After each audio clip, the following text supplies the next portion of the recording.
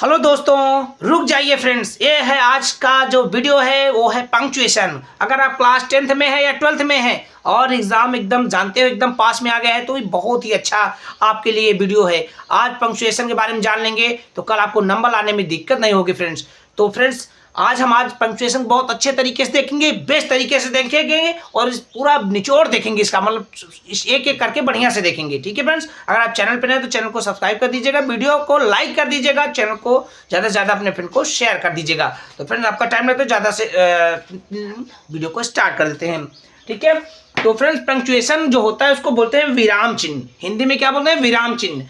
इसका क्या डिफिनीशन है? The right use of putting in marks, the right use of putting in marks. ठीक है, यहां पर कह रहा है चिन्हों का सही उचित सही जगह पे रखना और स्टॉप या रुकना इन राइटिंग इज कॉल्ड, लिखने में सही जगह उसके चिन्हों को प्रयोग करना या रुकना क्या कहलाता है? इस कॉल्ड पंक्चुएशन कहलाता है। इसका हिंदी क्या है? लिखते समय शब्दों या वाक्यों को अलग करने। ठीक है, कोई शब्द हुआ, जैसे कई चीजें हैं आपके पास, कई चीजें हैं आप उसमें बता रहे हो तो कई चीजें रहती हैं तो उसमें कॉमा लगा के बोलते हैं। जैसे मैं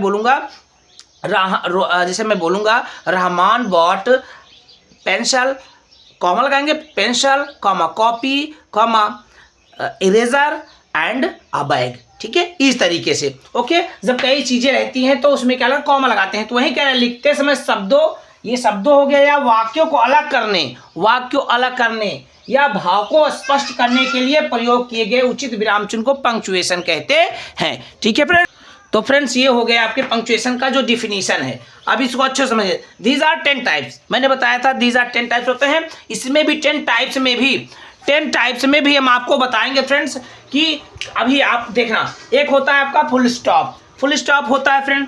फुल स्टॉप का यूज आप करते हो जब वहां पर कोई चीज स्पष्ट हो जाता है। जैसे मैं बोलूंगा माई नेम इज रोहन, जैसे मैंने बोला, ध्यान से देखना फ्रेंड, जैसे मैंने बोला my name is Rohan, my name is Rohan, यहां पर जो है स्पष्ट है। ठीक है, यहां पर जो पहला लेटर होता है कैपिटल होता है, माई नेम इज रोहन।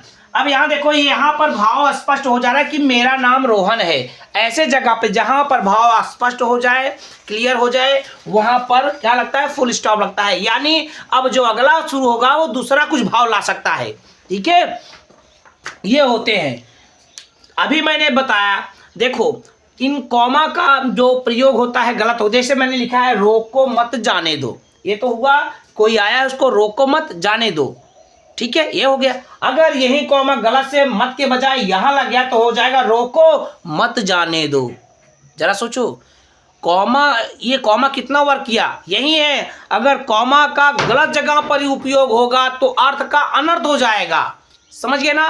तो जो ये पंक्चुएशन मार्क होते हैं, विराम चिन्ह होते हैं, इनको सही जगह पे यूज करेंगे तो सही अर्थ निकलेगा। अगर गलत जगह यूज हो गया था तो गलत अर्थ निकलेगा, यानी अर्थ का अनर्थ हो जाएगा। ये हुआ पंक्चुएशन मार्क, इसलिए ये इंपॉर्टेंट है। दूसरा क्या है? दूसरा है क्वेश्चन मार्क। आप क्वेश्चन मार्क जानते हो, जैसे किसी से आप प्रश्न करते हो, जैसे आपने पूछा वेयर आर यू गोइंग, जैसे आपने कहा वेयर आर यू गोइंग, इसका अर्थ हुआ ये क्वेश्चन मार्क यहाँ लगेगा। क्यों? क्योंकि आपने प्रश्न करा है किसी से, वेयर आर यू गोइंग, तुम कहाँ जा रहे हो, या व्हाट इज योर नेम, आपका नाम क्या है, वहां क्या रहेगा? क्वेश्चन मार्क रहेगा। ये हो गया आपका, आ गया कॉमा। ठीक है फ्रेंड्स, तो कॉमा फ्रेंड्स कई जगह पे यूज होता है। इसका थोड़ा डीप है, इसको जब डेप्थ में चलेंगे अभी बताएंगे वीडियो में आगे।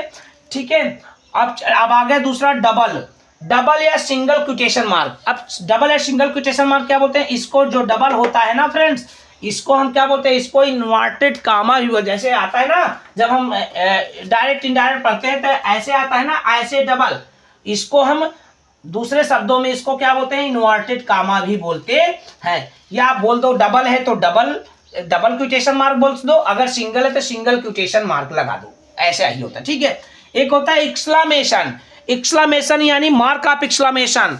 ये होता है जैसे चौंक करके बोलना, विस्मयादिबोधक होता है। क्या होता है फ्रेंड्स? विस्मयादिबोधक, जहां पर विस्मय हो जाता है आदमी, जैसे कहता है व्हाट अ ब्यूटीफुल बर्ड, कितनी सुंदर पक्षी है। जैसे हम लोग बोलते हैं ना, ऐसे बोलते हैं ऐसे व्हाट अ ब्यूटीफुल। ठीक है, what a beautiful bird, what a beautiful bird it is, it is, या क्वेश्चन मार्क, या देखो कितनी सुंदर पक्षी है, ठीक है, या कितनी सुंदर पक्षी, what a beautiful bird it is. ऐसे ही यहाँ देखो, जहाँ सॉरी क्वेश्चन मार्क नहीं लगेगा, एक्सक्लेमेशन मार्क ऑफ एक्सक्लेमेशन, ये ऐसे एक लाइन खींच के फ्रेंड्स उसके नीचे बिंदी लगाते हैं, जहां पर आदमी विस्मय हो जाता है, विस्मयादिबोधक मतलब उसके मुख से जब चौंक के निकलता है विस्मयादिबोधक, ठीक है, जैसे कहता अलास आई हैव रून्ड, ठीक है, hurrah we have won the match, जहां कभी खुशी में निकल जाए या मतलब वहां पर विस्मय होकर निकलता है, यही होता है, आप समझ गए मार्क ऑफ एक्सक्लेमेशन। ओके, ये हो गया आपका। अब छठा है आपका सेमीकोलन, तो सेमीकोलन भी लगता है, इसको हम आपको बताते हैं। अब आगे चलेंगे, थोड़ा हम लिख करके समझाएंगे तो आपको समझ में आता है। कॉलन होता है, कॉलन क्या होता है, जैसे बहुत सारा चीज लिखना रहता है, कोई चीज लिख करके कॉलम लगा के उसके नीचे हम लोग लिखते हैं और कुछ लिखना रहता है, वहाँ कॉलन लग जाता है। एक होता है डैश, डैश बड़ा लगता है फ्रेंड्स, ये देखो इसका डैश बड़ा लगता है और इसका जस्ट अपोजिट हाइफन, हाइफन छोटा हो जाता है, ठीक है, हाइफन कह लो, जैसे मान लो आप क्वेश्चन मैसेज कर रहे हैं उसमें एक अक्षर छोड़ दो, वो हो हाइफन, ठीक है, डैश थोड़ा बड़ा होता है, ठीक है। अब आ गया अपस्ट्रॉफी, अपस्ट्रॉफी आप जानते हैं संबंध दिखाने के लिए, अपस्ट्रॉफी क्या होता है, जैसे संबंध दिखाने के लिए, जैसे मैं बोलूंगा गीत, जैसे मैं बोलूंगा रोहन्स बैट, रोहन का बैट, रोहन का संबंध उस बैट से है, ठीक है, समझ में आया। एक हो गया, क्या हो गया फ्रेंड्स, संबंध दिखाने के लिए इसका प्रयोग होता है अपस्ट्रॉफी का। अब हम इसको डीपली चलेंगे और एक एक को बढ़िया से देखेंगे, आपको बहुत ही अच्छे से समझ में आएगा, ठीक है फ्रेंड्स। तो इसको आप जरूर पढ़ लीजिए। पंक्चुएशन फ्रेंड्स 5 या 6 नंबर का ही आता है, ठीक है, 5 नंबर का आता है, बहुत इंपॉर्टेंट है 5 नंबर, 5 यही तो ऐड होके बहुत सारा नंबर बनता है, ठीक है, ओके।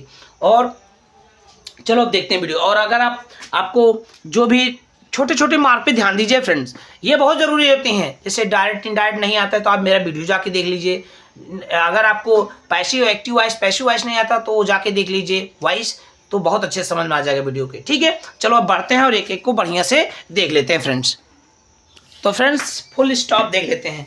फुल स्टॉप फ्रेंड्स या सिंपल सेंटेंस हो, ध्यान से देखना फ्रेंड्स, चाहे सिंपल सेंटेंस हो, ठीक है, सिंपल सेंटेंस हो या इंपरेटिव सेंटेंस हो, क्या हो फ्रेंड्स, इंपरेटिव सेंटेंस हो, ठीक है,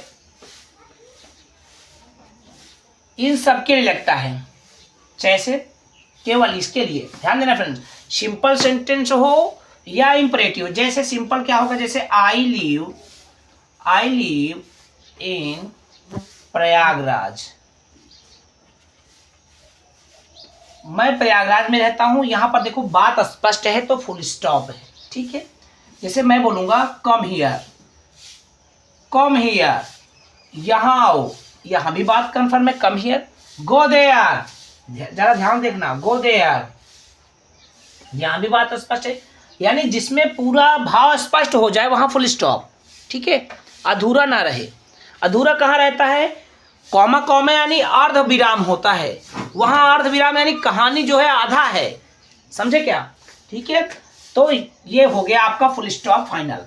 अब दूसरा हम आते हैं कौन सा, क्वेश्चन मार्क।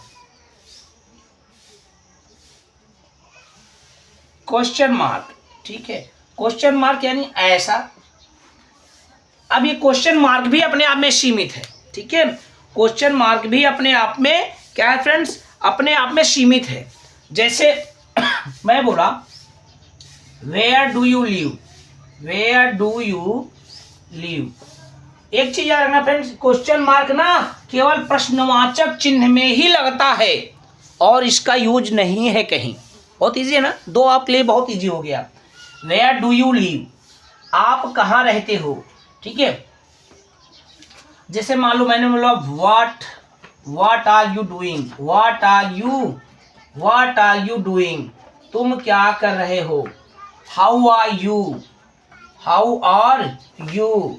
तो फ्रेंड्स जरा देखो, इन सब में प्रश्न ही तो पूछा गया है कि आप कहाँ रहते हो, आप क्या कर रहे हैं, हाउ आर यू आप कैसे हो, तो प्रश्न ही तो पूछा गया है। तो फ्रेंड जहां भी डब्ल्यू फैमिली होगी वहां आपका क्वेश्चन मार्क रहेगा, ये बात आप मान लीजिए। अब चलो हम तीसरा देखते हैं फ्रेंड्स। अभी जो आपको मैं एक बेस से समझा रहा हूं जिससे आप आसानी से समझ जाओ। ये डियर इंग्लिश सर की क्लास है, इसमें आपको स्पष्ट हम एक एक समझाएंगे ताकि कंफ्यूजन रहे ही नहीं, एकदम दिमाग में बैठ जाए। ओके फ्रेंड्स, एक तो आप जान गए कि ये फुल स्टॉप होता है, जहां पर भाव स्पष्ट रहता है वहां पर और कुछ कहने की जरूरत नहीं रहती है। जैसे आपको कोई चीज बोलना जिसमें कंफर्म हो जाए, ठीक है। जैसे I reached in my school, मैं अपने स्कूल में पहुंच गया, ठीक है। वहां पर कंफर्म है, वहां पर फुल स्टॉप लग जाएगा, ठीक है। अब जैसे मैंने बताया आई लिव इन प्रयागराज, मैं प्रयागराज में रहता हूं, ये कंफर्म है बात की मैं रहता हूं, वहां पर भाव स्पष्ट हो गया, ठीक है, ये तो हो गया।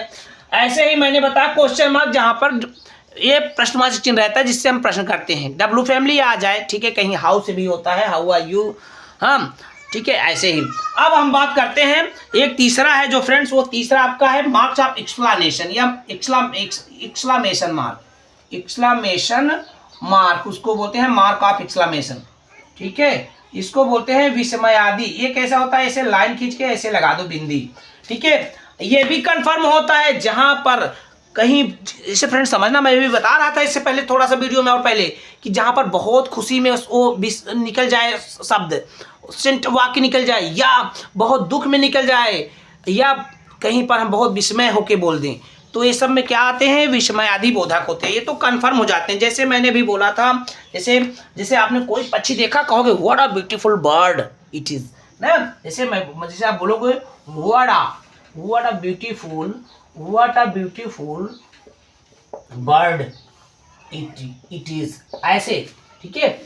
इसका चिन्ह सही लगा देते हैं, ये देखो चिन्ह लगा देते हैं इससे, ये कंफर्म हुआ, what a beautiful bird it is, ठीक है। यह चिड़िया कितनी सुंदर है, ठीक है। अब नेक्स्ट जैसे आप बोलेंगे व्हाट अ टॉलेस्ट बिल्डिंग, ऐसे बोलेंगे what a tallest building, what a tallest building it is, ठीक है। यहां पर एक्सप्रेशन आपने कहा कि ये कितनी ऊंची इमारत है, ठीक है, कितनी ऊंची इमारत। जैसे मान लो बुर्ज खलीफा कोई देखेगा, एक बार जरा देखना फ्रेंड, बुर्ज खलीफा जब पहली बार कोई देखेगा दुबई में जाकर, कहेगा what a tallest building it is, एक बार तो चौंक जाएगा ना। सेम उसी को क्या बोलते हैं, ऐसे सेंटेंस जो निकले, ठीक है, उसको विस्मयादि क्या बोलते हैं, विस्मयादि बोधक चिन्ह बोलते हैं, लग जाता है, ठीक है। What a tallest building it is, कितनी ऊंचाई बिल्डिंग, कोई देखेगा तो बुर्ज खलीफा को यहीं तो बोलेगा ना, ठीक है। जैसे अभी हाल फिलहाल में जो अभी अपने यहाँ प्रयागराज में चल रहा है, कोई देखेगा तो एक बार आकर कोई आएगा, कोई जैसे पहली बार वहां पर आएगा, अराइव करेगा, तो क्या बोलेगा, what a big fair Mahakumbh in Prayagraj.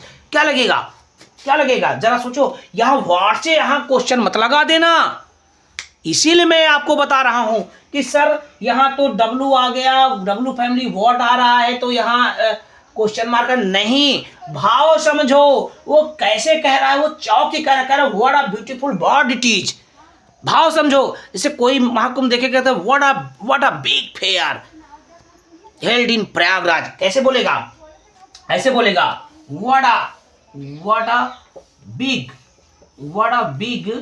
Fair held in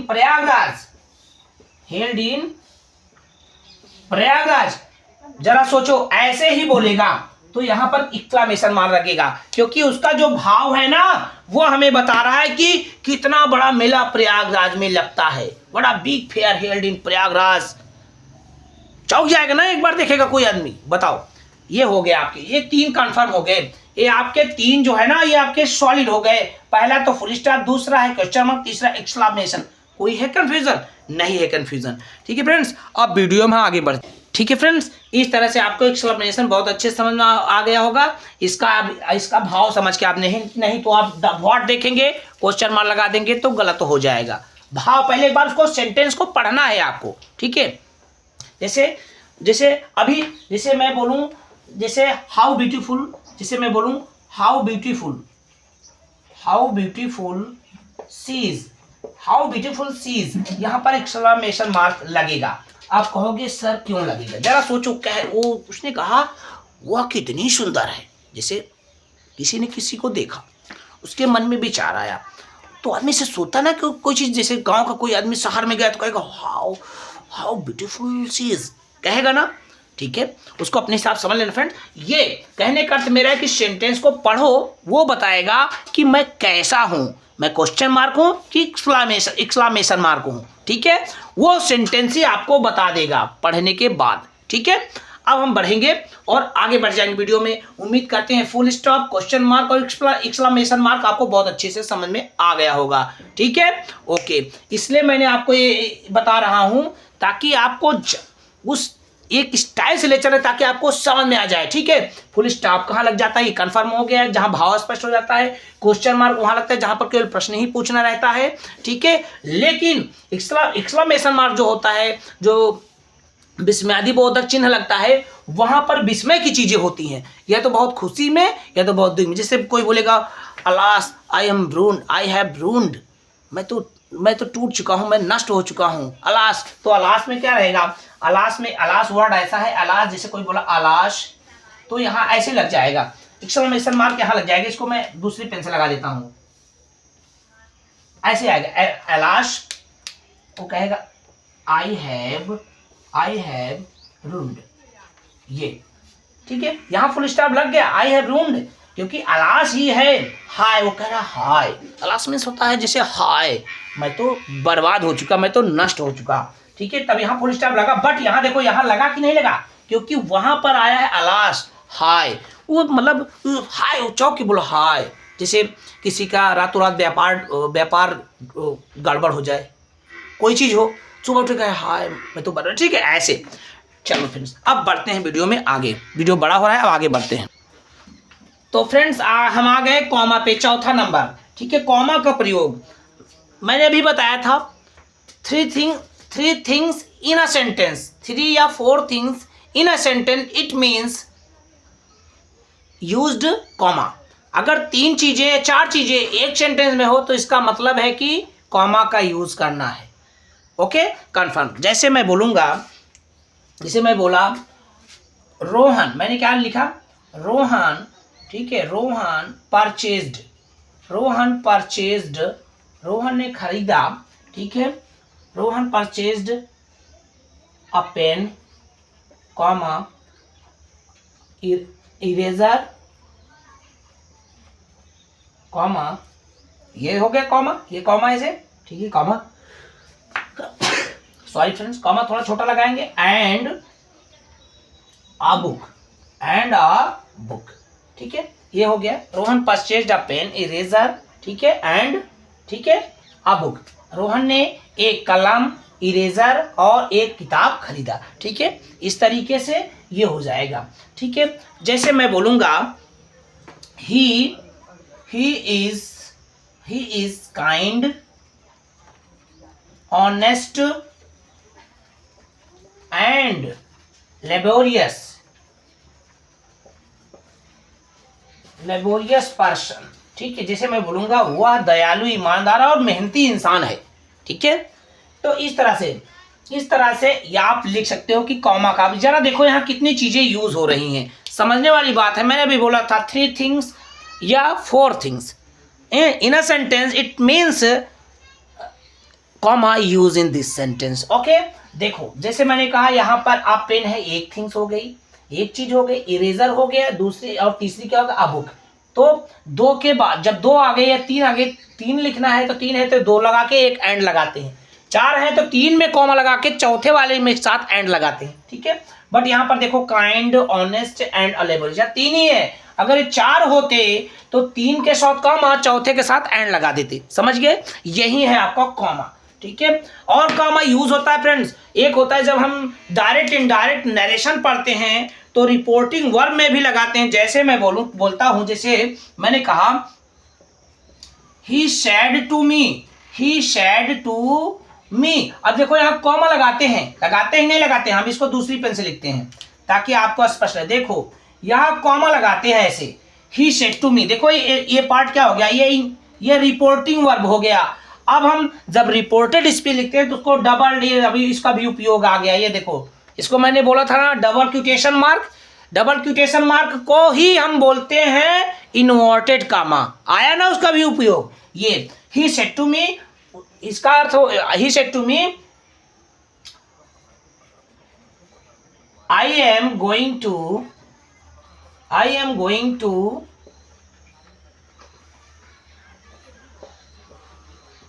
Delhi, ठीक है, full stop inverted comma close. इस तरह से देखो फ्रेंड्स, अगर इन्वर्टेड डायरेक्ट इनडायरेक्ट में भी जाते हैं तो रिपोर्टिंग वर्ब का जो सेंटेंस होता है रिपोर्टिंग स्पीच से अलग करने के लिए यहाँ कॉमा लगा देते हैं। समझ में बात आ गई? कॉमा क्यों लगाएं? ही सेड टू मी, उसने मुझसे कहा, बात अभी तो अधूरी रह गई। कहा उसने क्या? ये बात अधूरी है इसलिए कॉमा, अल्प विराम, आधी बात हुई है, अभी पूरी बात तो अंदर होगी। I am going to Delhi, मैं दिल्ली जा रहा हूं। उसने मुझसे कहा मैं दिल्ली जा रहा हूं, अभी बात जाके पूरी हुई। तो जहां बात अधूरी रहे वहां पर आपको कॉमा लगा देना, ये बात आपको कंफर्म हो गया होगा। ठीक है फ्रेंड्स, इस तरीके से आप जान गए कि जब कई चीजें रहें तो उसमें हम कॉमा लगा देते हैं, या फ्रेंड्स डायरेक्ट इनडायरेक्ट में जब हम जाते हैं तो उसमें भी कॉमा लगा देते हैं। ठीक है, और फ्रेंड्स जैसे और हम आपको बताते, जैसे फ्रेंड्स हम बहुत सारे जवाब देते हैं, जैसे हमको देना है जवाब तो क्या कहते हैं, जैसे बोलेंगे, जैसे कहा can you solve this problem, तो आप बोलते हो नो। क्या बोलते हो? No, I can not, I can't solve, I can solve it, I can no, I can solve it. ठीक है, मैं इसे नहीं हल कर सकता। ठीक है, तो ये देखो नो, ये जो नो है ना फ्रेंड्स, यहाँ मैंने कॉमा लगाया है। क्यों?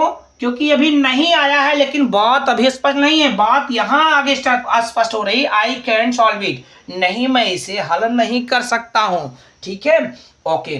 और एक चीज फ्रेंड्स, अभी मैंने आपको बताया था अपस्ट्रॉफी। अपस्ट्रॉफी एक होता है संबंध बताने के लिए। अभी मैंने बताया था, जैसे मैं बोलूँगा रोहन पेन, रोहन की कलम, ठीक है, रोहन हाउस, रोहन का घर, तो वहां पर संबंध दिखाता है कि उसका संबंध किससे है। ठीक है, बट एक दूसरे में भी यूज होता है, भी वो आ गया है यहाँ पर वर्ड को कंप्रेस करने के लिए। जैसे कैन नॉट को हमने लिख दिया कैंट, डिड नॉट को डिडंट लिखते हैं। ठीक है, उसके बाद डजंट लिखते हैं, वही है कंप्रेस करना, यानी वर्ड को छोटा करके लिखना ही क्या कहलाता है? अपस्ट्रॉफी भी कहलाता है। तो अपस्ट्रॉफी दो चीजों में यूज होता है, ये आप जान जाइए। यहाँ पर मैंने एक समझ लो, आपको एक अपस्ट्रॉफी का भी मैंने यहाँ पर आपको, ये मान लो अपस्ट्रॉफी का आप मिल गया था, मैंने आपको एक समझा ही दिया है। ठीक है, कि कैंट किसी चीज को कंप्रेस कर दो, छोटा करके लिखने में भी हम उसको क्या करते हैं? कंप्रेस करते हैं। एस कह लो हेल्पिंग वर्ब को। ठीक है, हेल्पिंग वर्ब को कंप्रेस करके लिखने को में भी अपस्ट्रॉफी का यूज होता है। ठीक है, बाकी आप जान गए कि कोई प्रश्न उत्तर देना है यस, जैसे अभी यहाँ करना होता कि यस मैं इसे कर सकता हूँ, yes yes I can do it, yes, तो क्या कहते हैं आप? ऐसे ही बोलते।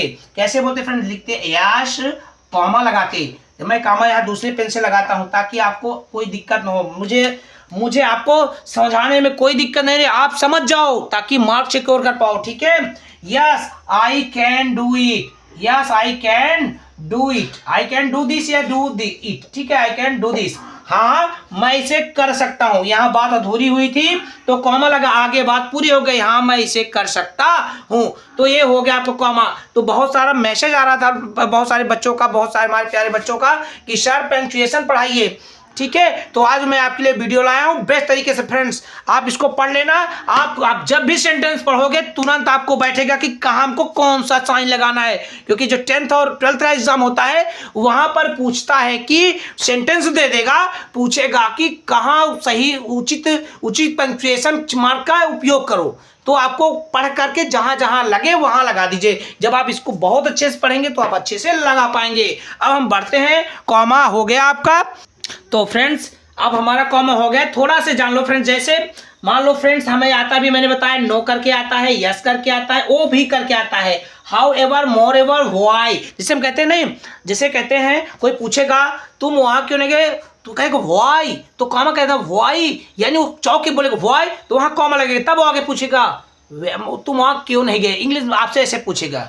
ठीक है, where did you not go there, ठीक है, ऐसे पूछेगा, वाई कॉमा लगा देगा, where did you not go there, तुम वहां क्यों नहीं गए। ठीक है, इस तरीके से नहीं तो वाई अगर क्वेश्चन पूछेगा क्वेश्चन तो वहाँ क्या लगे क्वेश्चन लगता, बट ऐसे मैं तरीका बता रहा हूँ, देखो फ्रेंड्स ऐसे। तो फ्रेंड्स ये इंसिडेंटली एक्स्ट्रा ऐसे बहुत सारे ये आते हैं जहाँ पर आप ये जान जाएंगे, ये सब आ जाएंगे तो समझ लेना पर वहाँ पर कॉमा लगना है।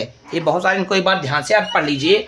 ओ yes, oh no, however, moreover, why, really, nevertheless, incidentally extra. ठीक है, ओके। अब हम बढ़ेंगे, ठीक है, अब हम बढ़ते हैं नेक्स्ट और देख लेते हैं। तो फ्रेंड्स अब हम सेमी कॉलन देखेंगे। सेमी कॉलन में क्या होता है, जब कोई नाम या पद नाम क्या होते हैं एक सीरीज में आए हों तो उनको हम दिखाने के लिए फ्रेंड्स उसको वहाँ सेमी कॉलन लगा। जैसे the selected player are Krishna, Rahul. अब यहाँ देखो सेमी कॉलन लग गया है, एक नाम छोड़ के, जैसे कृष्णा, जैसे मैंने बोला द सिलेक्टेड प्लेयर आर, यहाँ प्लेयर्स रहेगा, the selected players are Krishna, Rahul, semicolon, Keshav, comma, Neeraj and Rishabh. तो इस तरह से अगर कोई नाम में आ जाए या पद नाम, ठीक है, तो क्या रहेगा, उनको एक सीरीज में अगर आ रही हो, क्या आ रहा है फ्रेंड्स, एक सीरीज में आ रहे हो तो वहां पर सेमी कॉलन का यूज किया जाता है।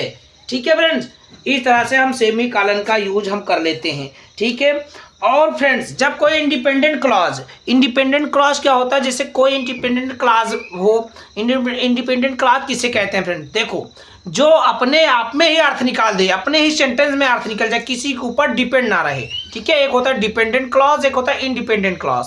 ठीक है, तो इंडिपेंडेंट क्लॉज होता है जिसमें अर्थ ही नहीं, अपना अर्थ उसका उसी में अर्थ निकल जाए। ठीक है, तो इंडिपेंडेंट क्लॉज में अगर कंजंक्शन ना आए तो वहां पर क्या करेंगे, वहां पर सेमी कॉलन का यूज होता है। जैसे फ्रेंड्स लिखते हैं, जैसे हार्ड वर्क मस्ट कंटिन्यू, अब यहां पर क्या लगाएंगे, फ्रेंड्स, यहां पर लगा देंगे सेमी कॉलन। देखो समझ में आ रहा है ना, यहां पर सेमी कॉलन हम लगा देंगे। ठीक है, hard work must continue, semi colon, success, यहां लिखेंगे सक्सेस। ठीक है, सक्सेस, यहां देखो फ्रेंड्स ध्यान से देखना, हार्ड वर्क मस्ट कंटिन्यू, जो है कठिन मेहनत क्या होता है, जारी रखो। ठीक है, सक्सेस कैन बी फ्रूटलेस, क्या हो सकता है, success can be fruitless. Okay, तो क्या हो गया, hard work must continue, success can be fruitless. ठीक, कैन नॉट बी यहां रहेगा, कैन नॉट बी। ठीक है, कैन। तो इस तरीके से फ्रेंड देखो यहां पर कहीं लगा कंजंक्शन नहीं यूज हुआ है तो क्या लग गया फ्रेंड्स, वहां पर सेमी कॉलन लग गया, जहां पर कंजंक्शन यूज ना हो। ठीक है, कंजंक्शन का इस्तेमाल, कंजंक्शन का प्रयोग नहीं होने पर, ठीक है, कंजंक्शन का प्रयोग नहीं होने पर क्या लगता है, सेमी कॉलन। ठीक है, कोई सेंटेंस अगर बड़ा है, अगर कंजंक्शन नहीं लग रहा है तो क्या रहेगा, वहां पर सेमी कॉलन लग जाएगा। ठीक है फ्रेंड्स, और एक चीज फ्रेंड्स, अगर कंजंक्शन भी लगेगा तो वहां भी लगेगा, उसका तरीका होता है। जैसे मैं बोलूंगा रोहन, जैसे मैं बोला Rohan was not well, Rohan was not well. ठीक है, रोहन वाज नॉट वेल। ठीक है, अब यहाँ पर क्या लगेगा, यहाँ पर लगेगा सेमी कॉलन। ठीक है, रोहन वाज नॉट वेल, यहाँ पर सेमी कॉलन लग गया। अब लगा दो सो, यहाँ इसलिए कॉमा लगा दो। ठीक है, इसलिए क्योंकि अभी अधूरा हो गया इसलिए कॉमा लग गया। Rohan was not well, Rohan ठीक नहीं था, सेमी कॉलन, सो इसलिए he can't attend the class, he can't. अभी देखो ये कंप्रेस कर दिया तो क्या हो गया, जब कोई चीज कंप्रेस कर दे अपस्ट्रॉफी, तो अपस्ट्रॉफी का साइन लगता है। देखो किसी चीज की वो ज्यादातर किस में लगता है, मैंने बताया था हेल्पिंग वर्ब में, देखा लगा, और एक संबंध स्थापित करने के लिए। ही कैंट अटेंड द क्लास। ठीक है, तो इस तरीके से ये आपका सेमी कॉलन हो गया। अगर कंजंक्शन रहेगा तब उससे पहले हम सेमी कॉलन लगा देते हैं, कंजंक्शन नहीं रहेगा तब भी वहां सेमी कॉलन का यूज होता है। ठीक है, ओके, तो इस तरीके से आपका सेमी कॉलन हो गया। अब हम बढ़ते हैं कॉलन पर। ठीक है, ओके। तो फ्रेंड्स कॉलन देख लेते हैं। कॉलन का प्रयोग उदाहरण मैंने बताया, कोई चीज़ का उदाहरण या सूची में जैसे बताते हैं। जैसे मैंने कहा, जैसे कोई कहेगा दे इलेक्टेड 5 मेंबर्स, दे इलेक्टेड 5 मेंबर्स, तो उसको सेमी कॉलन लगाते, क्योंकि अब अदर 5 मेंबर का जो 5 मेंबर्स है उनका नाम लेना है, तो क्या लगेगा, कॉलम लगेगा। देखो दे इलेक्टेड 5 मेंबर्स, कॉलम लग गया। जैसे अब नाम लिखना पड़ेगा 5 का, जो 5 इलेक्ट चुने हुए गए हैं। जैसे विमल, क्या नाम है, राहुल, विमल, नीरज, जय एंड वीरू। ठीक है, तो जब हमको कोई उदाहरण देना पड़ता है या कोई एक प्रकार की सूची हो, लिस्ट टाइप का हो, तो वहाँ पे कॉलम लगा करके आगे हम उसको डिस्क्रिप्ट करते हैं। ठीक है, डिस्क्रिप्शन देते हैं। अब नेक्स्ट क्या है, किसी शब्द की डिफिनीशन लिखने से पूछे, जैसे कोई शब्द है, जैसे कंजंक्शन का लिखना है या नाउन का लिखना है या इंटरजेक्शन का लिखना है या प्रीपोजिशन का लिखना है, तो उसको पहले क्या लगाएंगे, उसके बाद जैसे उस वर्ड को लिखने के बाद सेमी लगाएंगे कॉलम लगाएंगे। कॉलम लगाने के बाद जैसे नाउन का कॉलम लगाएंगे, उस नाउन लिखने के बाद नाउन का परिभाषा लिख दें, नाउन के बाद कॉलम लगाएंगे, उसके बाद लिखेंगे noun is the name of person place of thing. ठीक है, ओके, ये हो गया। अब क्या आएगा, किसी नाटक में स्पीकर के नाम के बाद कैसे, कोई मान लो नाटक है, जैसे मान लो लक्ष्मण है, लक्ष्मण क्या कहेंगे, आई शैल किल रावण, मैं रावण को मार दूंगा। लक्ष्मण गुस्साते हैं कि मैं रावण को मार दूंगा, आई शैल किल रावण। तो जो नाम होता है ना, उसके बाद, ठीक है, नाम के बाद कॉलम लगेगा, उसके बाद जो उसका डिस्क्रिप्शन है लिखते हैं। ठीक है, ये हो गया। एक होता है आवर एंड टाइम में, घंटा और समय आप जानते हो, जो उसमें कॉलम लगा रहता है, जैसे 10:50 9:50 तो लगा ही रहता है, ये तो आप जान गए।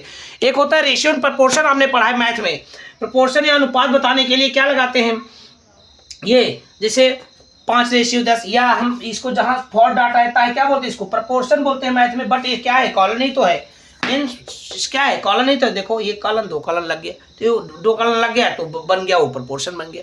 ठीक है, तो इस तरह से कॉलन हो गया। अब हम नेक्स्ट बढ़ेंगे और देखिए, उम्मीद करते हैं बहुत अच्छे से समझ में आ रहा होगा। बस आप ये जान जाएंगे और तो आपका क्लास 10th या 12th में ये नंबर पंक्चुएशन का जाने वाला नहीं है। चलो हम बढ़ते हैं वीडियो में।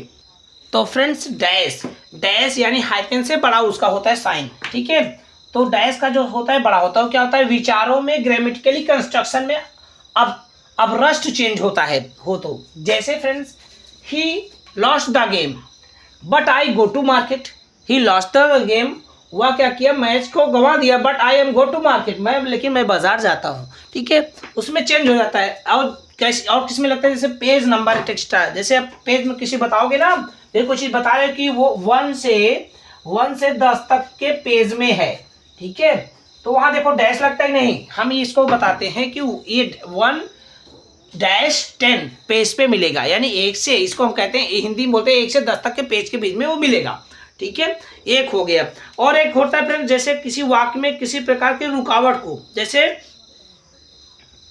जैसे मैंने कहा कोई लेट से आया, जैसे मैंने कहा राहुल, ठीक है, जैसे मैंने कहा राहुल डोंट गो नाउ, जैसे मैंने कहा Rahul don't go now.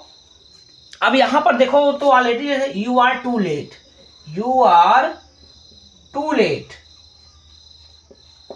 Rahul don't go, Rahul मत जाओ, ठीक है, नाउ अभी मत जाओ, यू आर टू लेट। तो हम बीच में क्या लगाया, मैंने डैश लगाया है कि अभी मत जाओ, अभी तुम बहुत लेट हो गए। ठीक है, तो यहाँ पर क्या होगा, रुकावट के लिए, कहीं अगर वाक्य में रुकावट दिखा, ये रुकावट ही अगर चला जाता है तो उसको डिस्टर्ब होगा, कोई चीज वो मान लो कर रहा है। ठीक, करते हैं हाइपेन को देख लेते हैं। ठीक है, वीडियो पसंद आ रहा है लाइक कर देना फ्रेंड्स, ज्यादा से ज्यादा फ्रेंड को शेयर कर देना। अब हम बढ़ेंगे 8वें और हाइपेन को देखते हैं। तो फ्रेंड्स ये देखो, हाइपेन का उपयोग जिसे पहली पंक्ति में अर्थपूर्ण ना होने पर, जैसे मैंने लिखा, जैसे फ्रेंड्स आप लिख रहे हो, जैसे मैंने लिखा रोहन इज नॉट PR, यहाँ स्पेस मार देंगे क्योंकि अट नहीं पा रहा है। रोहन इज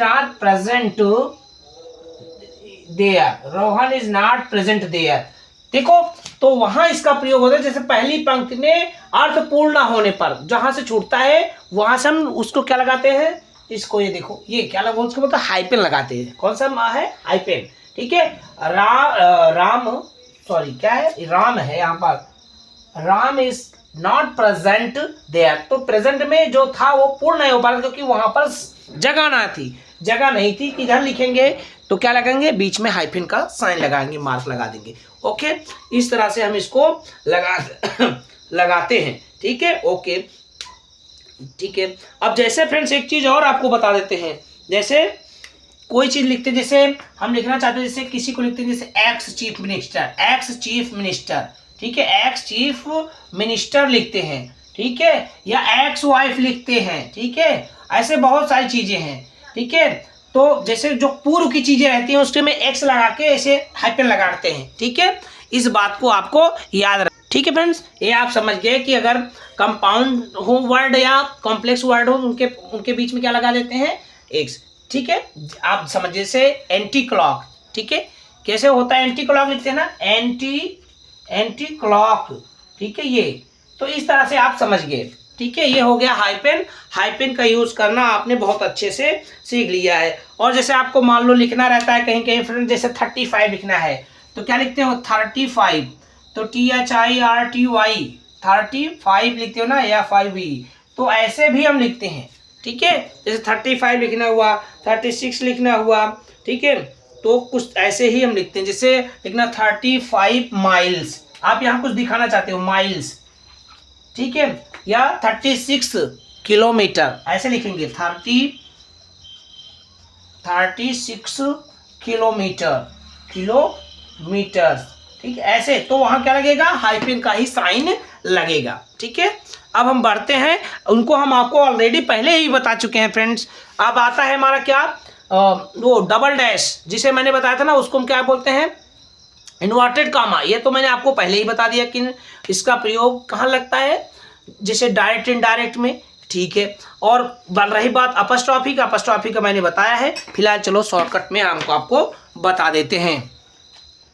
तो फ्रेंड्स अपस्ट्रॉफी मैंने आपको बताया, जैसे मैं बोलूँगा रोहन्स बैग, ठीक है, दूसरी पेन से लिख लेते हैं।